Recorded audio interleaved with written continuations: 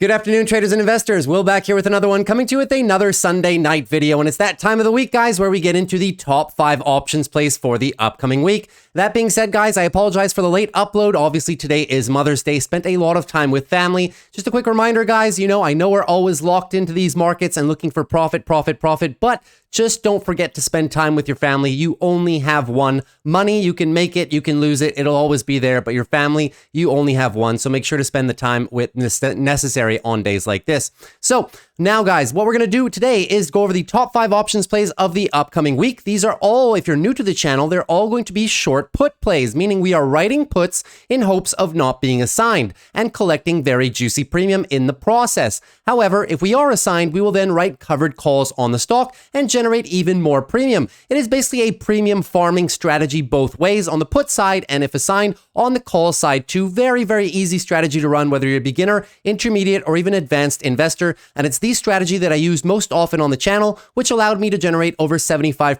annualized ROI last year. So without further ado, guys, let's get right into today's video. We're going to go over a few brief strategy rules just for a bit of context. And if you haven't seen my full breakdown of the strategy, I've made a 35-minute video going into detail how I run this strategy. I'll leave it linked in the top right corner right now and also down below in the description. And as always, guys, if you want to skip to any part of the video, just look at the timestamps down below in the description and head to the part that you want to view the most. So let's get right into it, guys. So for the strategy rules, before we go for the plays right here, very, very simple rules. We'll go over these very briefly as well. Number 1, please only write options on a solid company, a company that you want to own. If ever you write options on a company that you do not want to own and get assigned, you will be a little bit nervous and managing the position will be cumbersome. So please, rule number 1, arguably the most important rule, never write any puts on a stock that you do not want to own at the strike price that you are writing. Number 2, we want to be targeting stocks that are in a monthly uptrend or a long-term range. All of these rules, guys, are going to increase our probabilities of not being assigned. But if ever we are being assigned, well, at least we're being assigned on a solid company. So let's continue. Stocks need to be in a monthly uptrend or a long-term range. We have the long-term bulls at our back. So if we're writing at support levels, then they should be backing us up. Number 3, going to be no earnings this week, guys. To run this strategy in the most simple form, you may see me on the channel write plays for earnings, but if you want to keep it very simple and remove a lot of elements of volatility and potentially unwarranted losses, well, just don't write any stocks that have earnings this week. It'll make your life a whole lot easier. Now, number 4, we want to be writing these at a support area or an area of breakout retest. So I always bring up this example, guys. Autodesk is a perfect example. So we have a long-term range right here. Writing at support would be writing in these levels down here. You can see how well the price holds up in these support levels. The breakout retest trade is very, very simple. We break out of the range, retest the top end of the range as support this time, and then run. This retest area is also a very high probability trade. So on the channel, you will always see me take one of 2 trades, either one at support or the breakout retest trade. Number 5, we want to be writing these 2 next points go hand in hand.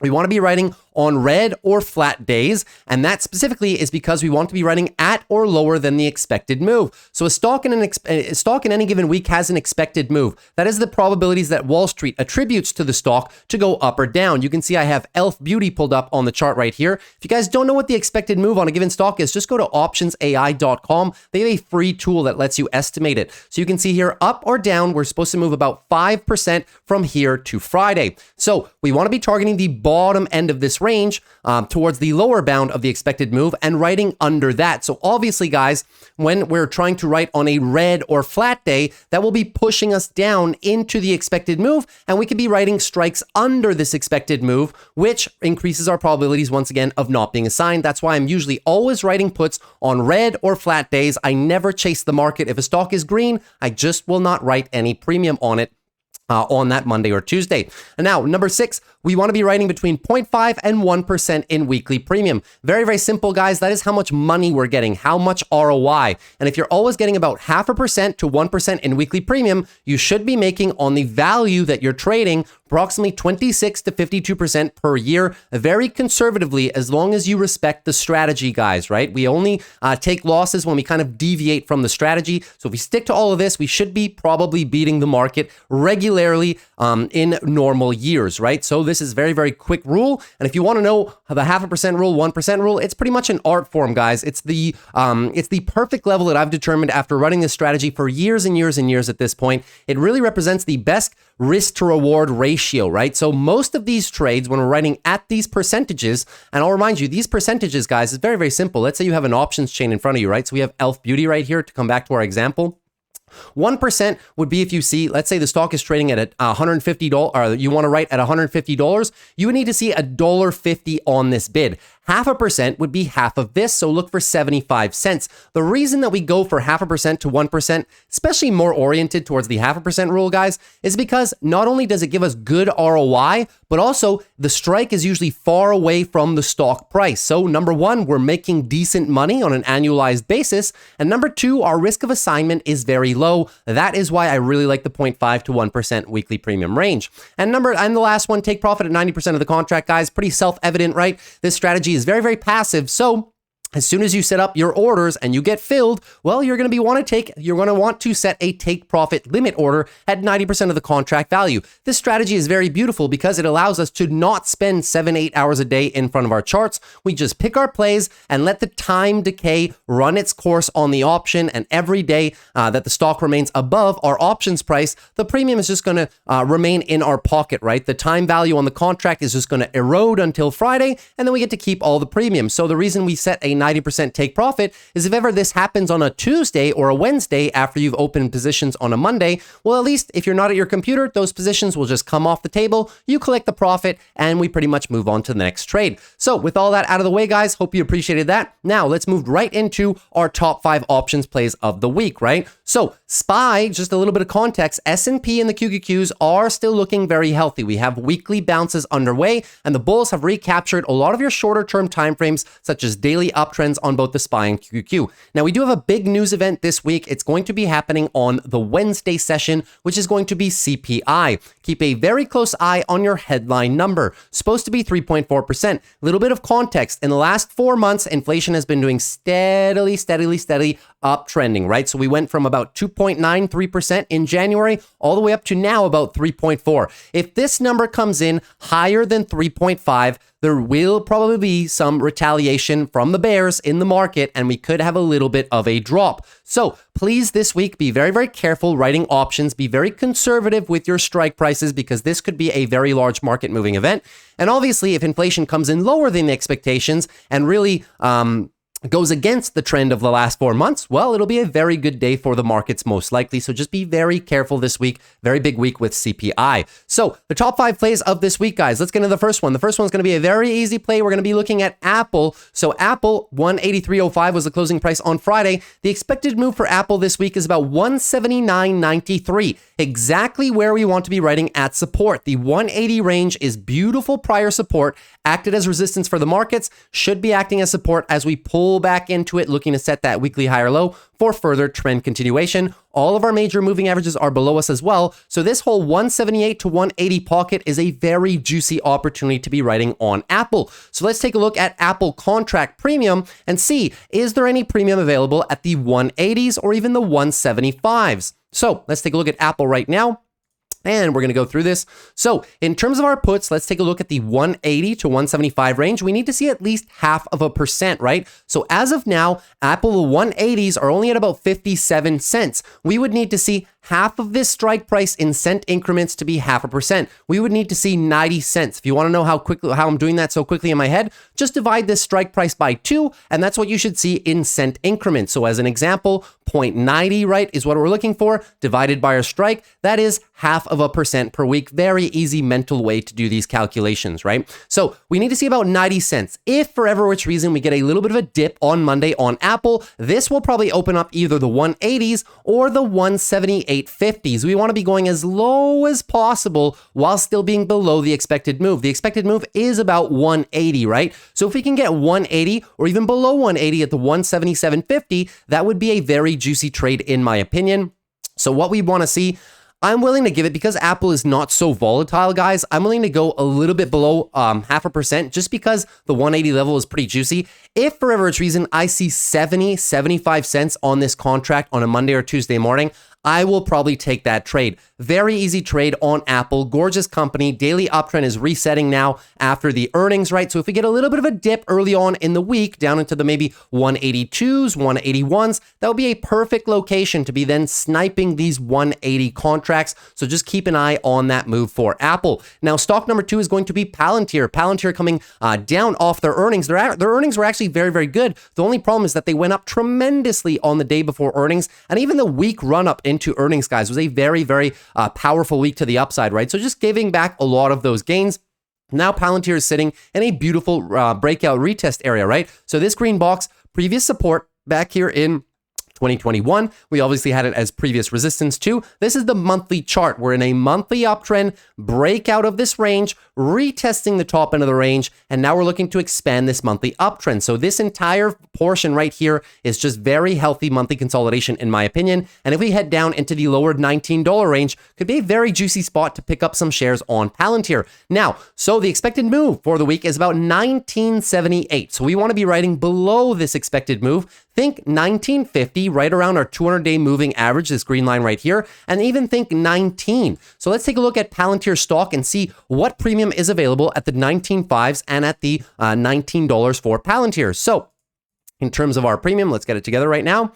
So in terms of our premium, around the $19.50 to $19, you can see that there's really not much. So what we would need to see to get these strikes is about 10 cents on the bid. It's almost there, but it's not quite there, right? So if ever we see a little bit of a dip on Palantir early on in the morning tomorrow, or maybe even Tuesday, down into the lower $20 range, that will most likely free up these contracts, the 1950s. And if we get a really big dip, let's say 3% already below 20 on a Monday morning, well, then it may even free up the 1950 strike or potentially even the 19s, right? You need, on all of these, you'd need to see about 9-10 cents on the bid, just as a rough number, right? So we want to be going as low as possible. If Palantir gaps down tomorrow 5%, well, we're not going to be writing the 1950s if the stock's already below there, right? So depending on the price, we adjust to the downside. We try to get as low as possible on these options contracts while still getting our 0.5% rule, all right? So just remember that. That is the trade that I'm looking for on Palantir this week.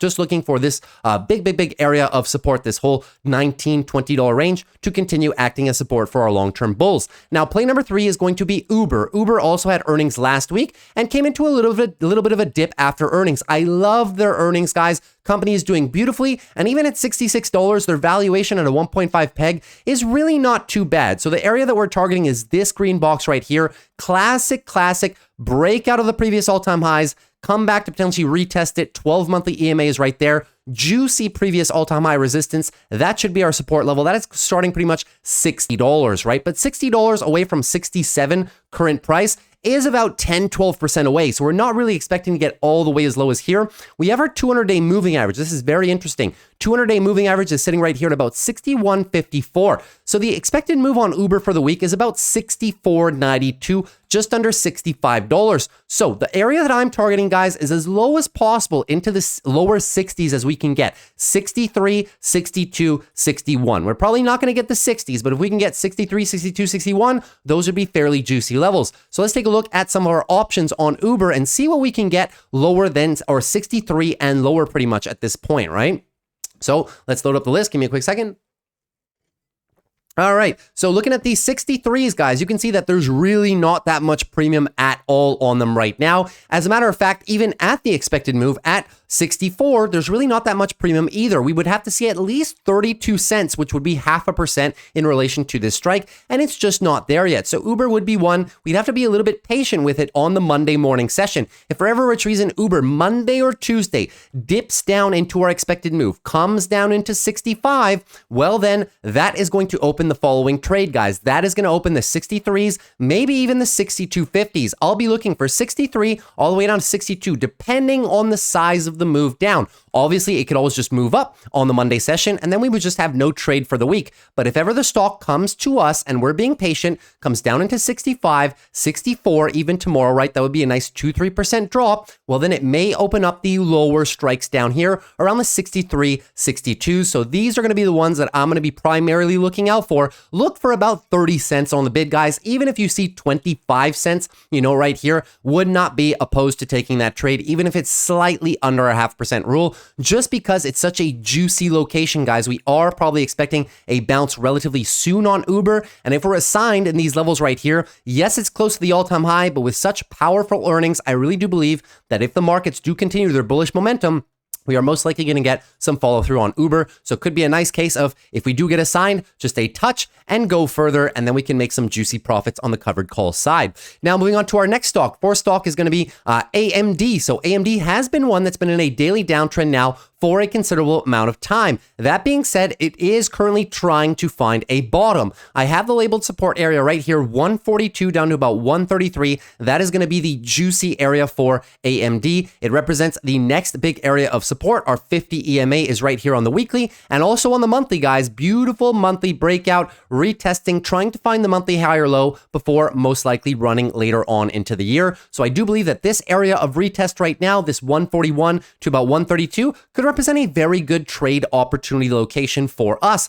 So let's take a look at the expected move for AMD. I'm sorry, I didn't put it on the chart. So let's do that right now. I'll show you guys how we do that real quick. So the expected move for AMD is about 146.38. So let's put that on the chart, 146. Let's call it about here, 146.48. That should be fine.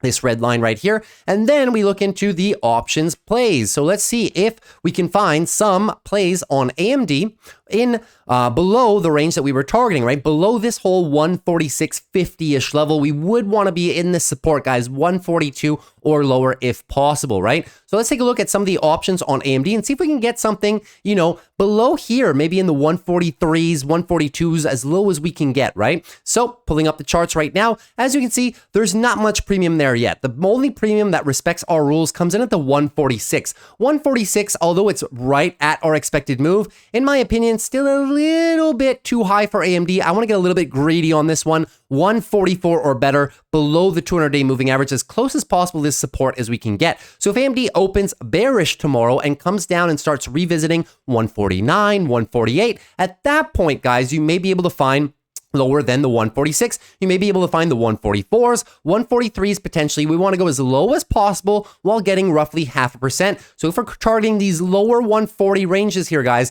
you should be seeing at least 65, 70 cents, 75 cents on the bid for that trade to be worth your while. So keep a close eye on these strikes right here. As I said, guys, 144 all the way down to about 142 is the optimal zone. If you're a more aggressive trader, the 145s are potentially a play here, but myself included, I probably am going to wait to see what AMD does. And if it does come down tomorrow a little bit, 149, 148, then I'll be trying to get as low as possible in here while still getting my 70, 75 cents, right? Wherever I can find it as low as possible. Now, moving into our pretty much our last one right here, it's going to be Airbnb. So Airbnb had a big gap down after earnings. Their earnings were very, very good. It's just that they guided for a tiny little bit of softer quarter in Q2, but they said Q3 coming out of the summer and Q4 should be absolutely crazy good quarters for them. So looking forward to that. Nothing bad happened with the stock at all. Just a little bit of pullback here, guys. Earnings season has not been kind to any company that's issued anything other than perfect guidance, and Airbnb unfortunately was caught in that drawdown as well, right? So the expected move on Airbnb this week is about 142.13, and 142.13, guys, is coming up into a big level. I haven't labeled it on the charts. My apologies. Let us do that right now. So this area is the one that I'm targeting currently. So 143 all the way down to about 131. I know it's a wide range, but that is the larger form support area, especially when you're looking on a chart like the monthly, where you have this gorgeous monthly uptrend, just looking for the monthly high or low, and our monthly short-term moving averages are there as well, right? Right in that 142 pocket. So we want to be getting as low as possible towards this expected move, 142 or below. So let's take a look. Is Airbnb offering some juicy premium in those levels? So let's take a look at Airbnb right now. And we will quickly see that Airbnb in the 142 levels is almost offering what we want, right? So the expected move is 142.13. We want to be going a little bit lower than that. So we are getting premium at the expected move, but not much below. So what we need to see from Airbnb to really get the lower 140 strikes, we need to see a little bit of a dip tomorrow morning, right? So if this dips down into the 145, 144, then you can probably find some freed up premium, maybe on the 141s and the 140s. These are the two strikes that I would really prefer personally. So if we do come down here, guys, right, if I start seeing 60, 70 cents on these bids right here as the stock is moving lower, I will go with the 141s or the 140s on Airbnb. I really do believe it's a juicy entry level for this stock, expecting possibly a bounce temporarily. We are 4-hour short-term oversold conditions ever so slightly. So any move lower, guys, I'm pretty sure the bulls will start to put up a fight in the lower 140 zone for at least looking for a little bit of a bounce, right? So that is the type of trade that I'm eyeing for Airbnb personally. And now I got a bonus play for you guys because you know I love including the bonus plays. The bonus play is going to be Elf Beauty. So Elf Beauty, one of my favorite retail companies in the game right now. Gorgeous monthly uptrend. Look at this. What are we doing? Just trying to find the monthly higher low. Where are we trying to find the monthly higher low? We're trying to find it around this green box right here. That is your previous all-time high. The 12-monthly EMA is there, and that is pretty much where all of your weekly next level is support is going to come in, and that is pretty much 150 down to about 135. Now, the premium on Elf Beauty, since the stock moves a lot, is fairly juicy. So the expected move down here for the week is about 155, the lower end of this range right here. We want to be targeting the green box, guys. The 200 daily moving average is there as well. 150 and below on Elf Beauty for this week, right? So if we take a look at the contracts for Elf Beauty over the course of the week, let's take a look here. We will see if there's anything available at those 150 strikes, right? So taking a look at the 150s, we can see right here that the 150s almost, right? We need to see about 75 cents on this bid, but 65 is really not that bad considering the fact that 150, guys, is a hefty amount away, right? 150 from current price is about 9% to the downside. I know this one can move in a volatile fashion, but still, that's a pretty good margin of safety, and we will be below the expected move by about $5, right? So even if the stock opens a little bit lower tomorrow, let's say it opens 163, 162, 161, 160, whatever it opens at and starts moving lower, try and find as low as possible on these strikes, right? 150, 49, 48, 47, as low as you can get while trying to find 65, 70, 75 cents on these bids, right? So those are the types of trades that I'm looking to make on Elf Beauty. And that pretty much wraps up our session tonight in terms of that. There is one extra play that I may consider over the course of this week, and that will be Alibaba, which reports earnings Tuesday morning before the open. So I'll be looking to make a play on this after the open, only if Alibaba does what it does all the time and reports beautiful earnings, but the market just, for some reason, it sends it to the downside, guys. If we get a 7, 8, 9% down move on Alibaba, I may be looking for the 74, 73, 72s. Obviously, if after earnings, guys, we gap down and open 72s, well, I'm not going to be writing here, right? I'm going to be writing even lower. So just keep an eye on the expected move for Alibaba. The expected move for Alibaba before for earnings, actually, as a matter of fact, for the week, it's right here, right? So we're expecting 75 to the downside. So if ever it moves down into the expected move, 75, 74, 73, I'll be trying to write the 72, 71, 70s as low as I can get while getting 0.5%. Close to this big support area for Alibaba. That's just me personally. I think this company is deeply undervalued, but I know Alibaba is a polarizing company. You either like it or you hate it as a stock pretty much, right? So take with that what you will. I'm just saying the way that I am going to try to make a play on these earnings after they happen, right? Very important that we wait for earnings to come out first before committing to this trade if we want to execute it in the safest manner. So that's pretty much everything that I had for you guys on this gorgeous Sunday night. Hope everybody had a beautiful weekend again. My voice is finally back. I apologize for not making a video on Friday, guys. I literally had no more voice, being sick all week, making the videos, talking a lot for my other work. Working on my business as well, guys. A lot of interactions with clients and stuff like that. My voice just got completely destroyed, and I pretty much took Friday and Saturday just to relax, reset everything. Sounding a lot better today, so happy that I did that, and hope all of you are doing well as well. So as always, guys, if you enjoyed the video, consider dropping a like. Would really appreciate it for the YouTube algorithm, for the growth of the channel. And secondly, if you haven't subscribed yet, consider subscribing to the channel, guys. We do these videos every Sunday night, and Monday through Friday after the close, we do our daily market recaps. So if you haven't checked those out, definitely check those out and subscribe if you want to. And then lastly, guys, if you have any questions at all on the strategy, on a stock that you may think would be a good pick and you just want me to look at it and say whether or not it respects the strategy rules and whatnot, leave it down below in the comments and I'll be very happy to answer you. So take care, guys. I'll see you tomorrow after the close for our recap session. Take care. Have a great night and peace.